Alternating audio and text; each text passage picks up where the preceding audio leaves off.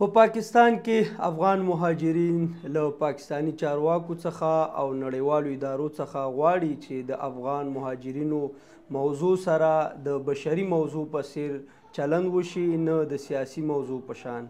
او دوی د پاکستانی چارواکو او نړیوالو ادارو څخه غواړي چې د دوی ژوند کې اسانتیاوې برابرې شي، نه دا لکه د تیر نگران یا موقت حکومت په شان چې دلته پریکړه وشوه چې افغانان به خپل هیواد ته که د دوی خوښه وي یا نه وي استول کیږي. او موږ او تاسو ولیدل چې په تورخم کې افغانان د کومو مشکلاتو سره مخ ول، داسې یو دمي په وچه ځمکه باندې دوی ته خیمې او یا یو کوټه برابرول. دا د موضوع د دغه مشکل حل نه دی.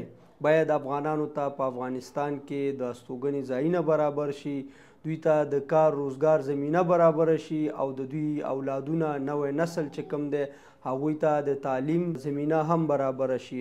نو په دغه موضوع کې باید پاکستانی چارواکي، د افغانستان حکومت او نړیوالې ادارې په ګډه داسې یو میکانیزم جوړ کړي چې د افغانانو دغه ناورین، دغه د مهاجرت چې کوم مشکلات دي، دغه په ښه توګه سرته ورسیږي.